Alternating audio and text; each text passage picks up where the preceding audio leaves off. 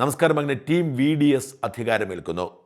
Thiruvananthapuram secretariat പിന്നിലുള്ള central സ്റ്റേഡിയത്തിൽ ഏതാണ്ട് 50,000-ൽ അധികം പേരാണ് സത്യപ്രതിജ്ഞാ ചടങ്ങിലേക്ക് എത്തിക്കൊണ്ടിരിക്കുന്നത്.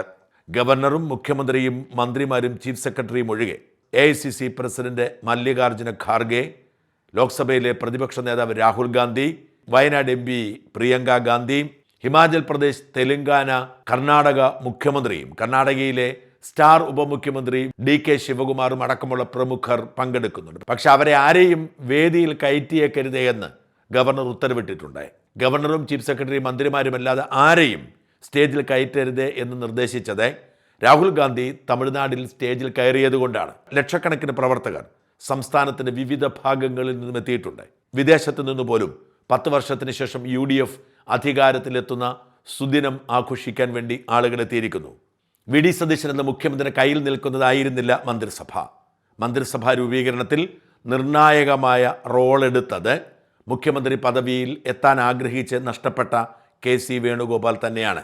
VD സതീശനോട് അടുപ്പമുണ്ട് എന്നതിൻ്റെ പേരിൽ മാത്രം ഷാനിമോൾ ഉസ്മാനും VT ബൽറാമിനും ചാണ്ടി ഉമ്മനുമൊക്കെ മന്ത്രിസ്ഥാനം നഷ്ടപ്പെട്ടു.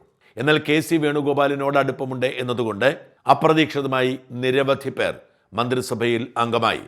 എന്നാൽ താരതമ്യേന ഭേദപ്പെട്ട, എല്ലാവരെയും ഒരു വിധത്തിൽ ഉൾക്കൊള്ളുന്ന മന്ത്രിസഭയാണ് എന്ന് പറയാതിരിക്കാൻ നിവൃത്തിയില്ല.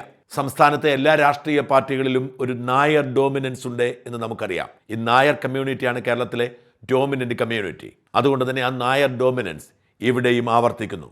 സ്പീക്കർ അടക്കം 5 ക്യാബിനറ്റ് പദവികൾ നായർ സമുദായത്തിനാണ്.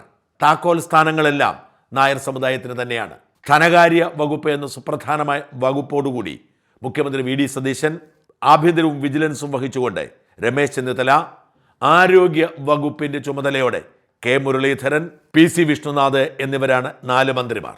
ഒപ്പമാണ് തിരുവഞ്ചൂർ രാധാകൃഷ്ണൻ. ഈഴവ സമുദായത്തിന് 3 മന്ത്രിമാരുണ്ട്. അത് പതിവിൽ നിന്ന് വ്യത്യസ്തമാണ്. കഴിഞ്ഞ തവണ K ബാബു മാത്രമായിരുന്നു ഈഴവ പ്രതിനിധിയായി UDF മന്ത്രിസഭയിൽ ഉണ്ടായിരുന്നത്. ഇക്കുറി 8 MLA മാരുണ്ട്. അവരിൽ 3 പേരെ മന്ത്രിയാക്കിയിരിക്കുന്നു. കായംകുളത്ത് ജയിച്ച M ലിജു, കൊല്ലത്തു നിന്ന് ബിന്ദു കൃഷ്ണ, കൊടുങ്ങല്ലൂരിൽ ജയിച്ച OJ ജനീഷ്, ഈ 3 പേരാണ് ഈഴവ പ്രതിനിധികളായി മന്ത്രിസഭയിലെത്തിയത്. ഈ 3 പേരും ആദ്യമായി MLA മാരാകുന്നതാണ്. ഈഴവ സമുദായത്തിൽ നിന്ന് ജയിച്ച എല്ലാവരും കന്നി MLA മാരായതുകൊണ്ട് തന്നെ പാർട്ടിയുടെ സീനിയോറിറ്റി പരിഗണിച്ചുകൊണ്ട് ബിന്ദു കൃഷ്ണയെയും ലിജുവിനെയും തെരഞ്ഞെടുക്കുന്നു. OJ ജനീഷിന് നറുക്ക് വീണത് ഈഴവ സമുദായാംഗമാണ് എന്നതിനൊപ്പം KCയുടെ വിശ്വസ്തൻ എന്ന പരിഗണന കൂടി കയ്യിലെടുത്താണ്. കോഴിക്കോട് നിന്ന് ജയിച്ച ജയന്തായിരിക്കും 3ാമത്തെ ഈഴവ സമുദായ പ്രതിനിധി എന്നായിരുന്നു കണക്കാക്കിയതെങ്കിലും ജനീഷിന് തുണയായത് KC ക്യാമ്പിൻ്റെ പിന്തുണയാണ്. പട്ടികജാതി സമുദായത്തിൽ നിന്നും 2 പേർ മന്ത്രിയാവുന്നത് ഈ അടുത്ത കാലത്ത് ആദ്യമായാണ്. ഇടതുമുന്നണി പോലും K രാധാകൃഷ്ണനെ മാത്രം ഒതുക്കി നിർത്തിയിരുന്നു പട്ടികജാതി മന്ത്രി എന്ന നിലയിൽ. പട്ടികജാതി വകുപ്പുമാണ് കൊടുത്തിരുന്നത്. എന്നാൽ UDF മന്ത്രിസഭയിൽ 2 പേരുണ്ട്. ഒന്ന് KA തുളസിയും AP അനിൽകുമാറുമാണ്. തുളസിക്കായിരിക്കും പിന്നോക്ക വിഭാഗം, അനിലിന് മറ്റൊരു സുപ്രധാന വകുപ്പ് വൈദ്യുതി ആവാനാണ് സാധ്യത. ആരോഗ്യമാണ് പറഞ്ഞു കേട്ടിരുന്നത്. മുരളീധരൻ ശക്തമായി പ്രതിഷേധിച്ചതിനാൽ ആ വകുപ്പ് മാറ്റിക്കൊടുത്തു. UDFൻ്റെ ചരിത്രത്തിൽ ആദ്യമായാണ് 2 പട്ടികജാതി മന്ത്രിമാരുണ്ടാവുന്നത്. LDF പോലും പട്ടികജാതി മന്ത്രിമാരെ എടുക്കുന്ന കാര്യത്തിൽ വിമുഖത കാണിക്കുമ്പോൾ UDF 2 പേരെ എടുത്തിരിക്കുന്നത് ശ്രദ്ധേയമാണ്. പേരിന് വേണ്ടി ഒരു സ്ത്രീയെ മന്ത്രിയാക്കുന്ന പതിവാണ് പൊതുവെ UDFനുള്ളത്. ഇക്കുറി 2 പേരുണ്ട് എന്ന് മാത്രമല്ല, ഒരു ഡെപ്യൂട്ടി സ്പീക്കർ കൂടിയുണ്ട്. 3 വനിതകൾ ക്യാബിനറ്റ് റാങ്കിൽ വരുന്ന 24 പേരിൽ 3 പേർ വനിതകളാണ്. ബിന്ദു കൃഷ്ണയും തുളസിയും ഷാനിമോൾ ഉസ്മാനും.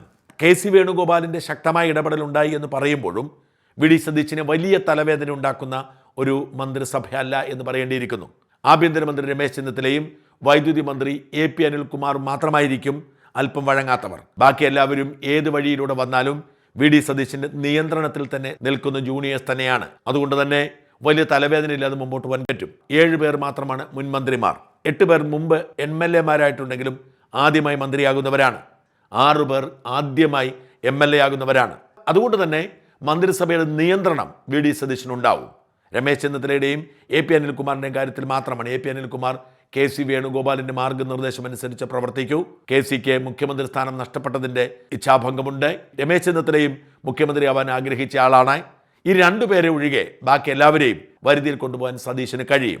ഏറ്റവും ശ്രദ്ധേയമായ കാര്യം, ഒരുപാട് ഭിന്നതകളുണ്ടാവും. മന്ത്രിസഭാ രൂപീകരണം വൈകും എന്നൊക്കെ കണക്കാക്കിയിരുന്നെങ്കിലും വളരെ എളുപ്പത്തിൽ കാര്യങ്ങൾക്ക് തീരുമാനമുണ്ടായി. 4 പതിറ്റാണ്ടിന് ശേഷം ആദ്യമായാണ് ആദ്യ സത്യപ്രതിജ്ഞയിൽ എല്ലാ മന്ത്രിമാരും സത്യപ്രതിജ്ഞ ചെയ്യുന്നത്. സാധാരണ കോൺഗ്രസിലെ തർക്കം ഇങ്ങനെ നീണ്ടു പോകുന്നത് കൊണ്ട് രണ്ടാമതാണ് പലരും സത്യപ്രതിജ്ഞ ചെയ്ത് ചുമതലയേൽക്കുന്നത്. 3 ദിവസങ്ങൾ കൊണ്ട് കാര്യങ്ങൾക്ക് തീരുമാനമായി. കാര്യമായ അതൃപ്തിയില്ലാതെ തന്നെ പ്രശ്നം പരിഹരിക്കാൻ കഴിഞ്ഞു. മന്ത്രിസ്ഥാനം കിട്ടാത്ത VT ബലറാമിനെ പോലുള്ളവർ അസ്വസ്ഥരാണ്. എങ്കിൽ പോലും കാര്യമായ പ്രതിഷേധം ഒരിടത്തുമില്ല. മുസ്ലിം ലീഗ് 5 മന്ത്രിസ്ഥാനം ചോദിച്ചപ്പോൾ വിവാദമാക്കാതെ അത് വിട്ടുകൊടുത്തതുകൊണ്ട് ആ പ്രശ്നവും പരിഹരിക്കപ്പെട്ടു. 2 മന്ത്രിമാർ വേണം എന്ന PJ ജോസഫിൻ്റെ ആവശ്യം മാത്രമാണ് അവസാന നിമിഷം വരെ തലവേദനയായി നിന്നത്. ഒടുവിൽ ജോസഫ് വഴങ്ങി. ജോസഫിൻ്റെ മകൻ അപ്പു ജോസഫ് ചീഫ് വിപ്പായി ചുമതലയേൽക്കാൻ സമ്മതിച്ചതോടെ ആ പ്രശ്നം പരിഹരിക്കപ്പെട്ടു. പിന്നെയുള്ളത് 2 മന്ത്രിമാർക്ക് വീതം വയ്ക്കുന്ന പ്രശ്നമാണ്. അനൂപ് ജേക്കബിനും മാനസി കാപ്പനും. ആദ്യത്തെ 2.5 കൊല്ലം അനൂപിനും, രണ്ടാമത്തെ 2.5 കൊല്ലം മാനസി കാപ്പനും എന്നാണ്. മാനസി കാപ്പൻ അതൃപ്തനായിരുന്നു. ഒടുവിൽ പ്രതിഷേധത്തോടെ പിന്മാറി. അനൂപ് ജേക്കബ് 2.5 കൊല്ലം എന്നത് ഇതുവരെ അംഗീകരിച്ചിട്ടില്ല. അത് അടുത്ത ഒരു പ്രശ്നവും കീറാമുട്ടിയുമായി മാറിയേക്കാം. വകുപ്പ് സംബന്ധിച്ച് ചില തർക്കങ്ങൾ ഇപ്പോഴും നിലനിൽപ്പുണ്ട്. അതുകൊണ്ട് തന്നെ ഇതുവരെ തീരുമാനമായിട്ടില്ല. കെ മുരളീധരൻ മന്ത്രിസഭയിലേക്കില്ല, തനിക്ക് ആരോഗ്യ വകുപ്പില്ലെങ്കിൽ എന്ന് പറഞ്ഞതോടെ ആ വകുപ്പ് ഒടുവിൽ വിട്ടുകൊടുക്കേണ്ടി വന്നു.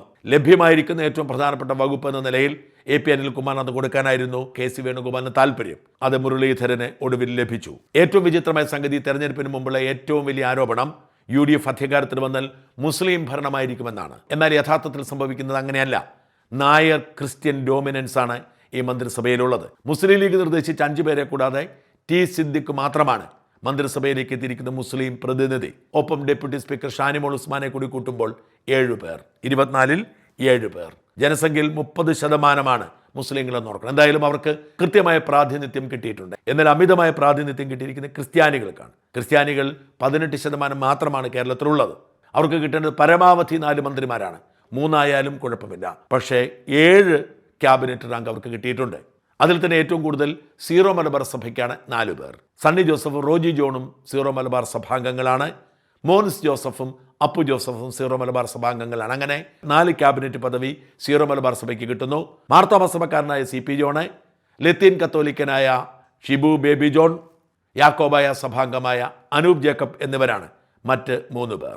UDFിനൊപ്പം ഉറച്ചുനിന്ന ഓർത്തഡോക്സ് സഭ അവഗണിക്കപ്പെട്ടെന്ന് പരാതി ഉയർത്തുന്നുണ്ട്. ചാണ്ടിയുമ്മന് മന്ത്രിസ്ഥാനം കിട്ടുമെന്ന് കരുതിയെങ്കിലും കിട്ടിയില്ല. അതുപോലെ ലത്തീൻ സഭ ശക്തമായ പ്രതിഷേധം ഉയർത്തിയിട്ടുണ്ട്. ഷിബു ബേബി ജോൺ ഘടകകക്ഷിയുടേതാണ്. കോൺഗ്രസ് പാർട്ടിക്ക് വേണ്ടി ഏറ്റവും കട്ടയ്ക്ക് നിൽക്കുന്നത് ലത്തീൻ സഭയാണ്. M വിൻസെന്റിനെ മന്ത്രിയാക്കും എന്നവർ ആഗ്രഹിച്ചു, പ്രതീക്ഷിച്ചു, പക്ഷേ സാധിച്ചില്ല. ദീർഘകാലമായി കോവളം MLA ആണ് M വിൻസെന്റ്. ലത്തീൻ സഭ പരസ്യമായി തന്നെ പ്രതിഷേധിച്ചിട്ടുണ്ട്. മന്ത്രിസഭയിൽ ഏറ്റവും അധികം പരിഗണന കിട്ടിയത് ക്രിസ്ത്യൻ സഭകൾക്കാണെങ്കിലും ഓർത്തഡോക്സ് സഭയ്ക്കും ലത്തീൻ സഭയ്ക്കും അതൃപ്തിയുണ്ട്. ഈഴവ സമുദായത്തിന് 3 മന്ത്രിമാരെ കിട്ടിയെങ്കിലും ഈഴവ കമ്മ്യൂണിറ്റി പ്രതിഷേധത്തിലാണ്. ജനസംഖ്യാനുപാതികമായി 9 മന്ത്രിമാരെ കിട്ടണമെന്നാണ് ഈഴവ സമുദായ നേതാക്കളുടെ ആവശ്യം. പട്ടികജാതിക്കാർക്ക് 2 മന്ത്രിമാരെ കിട്ടി. അത് ജനസംഖ്യാനുപാതികമായി കൃത്യമായി അടയാളപ്പെടുത്തലാണ്. ഒരിക്കൽ കൂടി മറുനാടൻ്റെ റിപ്പോർട്ടിംഗ് കൃത്യമാണ് എന്നതിന് തെളിവായി മാറുന്നു ഈ മന്ത്രിസഭാ രൂപീകരണവും. രമേശ് ചെന്നിത്തല മന്ത്രിസഭയിൽ ചേരില്ല എന്ന് മാധ്യമങ്ങൾ റിപ്പോർട്ട് ചെയ്തപ്പോൾ ആഭ്യന്തരമന്ത്രിയാണ് എന്ന് തറപ്പിച്ച് പറഞ്ഞിരുന്നു. ഞങ്ങൾ പറഞ്ഞതുപോലെ സംഭവിച്ചു. ഇന്നലെ ഞങ്ങൾ ഒടുവിൽ പറഞ്ഞ റിപ്പോർട്ടിലെ പറഞ്ഞവരെല്ലാം തന്നെ മന്ത്രിസ്ഥാനമായി. ഞങ്ങളുടെ കണക്കിൽപ്പെടാത്ത ഒരേ ഒരാൾ OJ ജനീഷാണ്. റോജി M ജോൺ അല്ലെങ്കിൽ മാത്യു കുഴനാടൻ എന്ന പരിഗണന വരുന്നു എന്ന് ഞങ്ങൾ പറഞ്ഞിരുന്നു. റോജി M ജോണായി. AP അനിൽകുമാറിനെ കൂടാതെ മറ്റൊരാൾ കൂടി പട്ടികജാതി സമുദായത്തിൽ പെടും. അതിൽ പരിഗണിക്കപ്പെടുന്ന ലിസ്റ്റ് ഞങ്ങൾ പറഞ്ഞപ്പോൾ തുളസി ഉണ്ടായിരുന്നു. അതങ്ങനെ തന്നെ സംഭവിച്ചു. ഈഴവ സമുദായത്തിലേക്ക് ഒരാളെ കൂടി പരിഗണിച്ചേക്കുമെന്ന് പറഞ്ഞു. പക്ഷേ ഞങ്ങൾ ജയന്തിൻ്റെ പേരായിരുന്നു പറഞ്ഞത്, OJ ജനീഷിൻ്റെ പേര് പറഞ്ഞിരുന്നില്ല. അത് മാത്രമാണ്. ബാക്കിയെല്ലാം ഏറ്റവും കൃത്യമായി മറ്റ് ചാനലുകൾ അതിനെക്കുറിച്ച് ആശയക്കുഴപ്പമുണ്ടാക്കുമ്പോൾ കൃത്യമായി റിപ്പോർട്ട് ചെയ്തത് ഞങ്ങളാണ്. അത് വീണ്ടും ശരിയായിരിക്കുന്നത് ഞങ്ങൾക്ക് അഭിമാനമുണ്ട്. എന്തായാലും തരക്കേടില്ലാത്തൊരു മന്ത്രിസഭയോടുകൂടി VD സതീശൻ ഭരണം തുടങ്ങുന്നു. ടീം VDSന് ടീം മറുനാടൻ്റെ അഭിവാദ്യങ്ങൾ, ആശംസകൾ.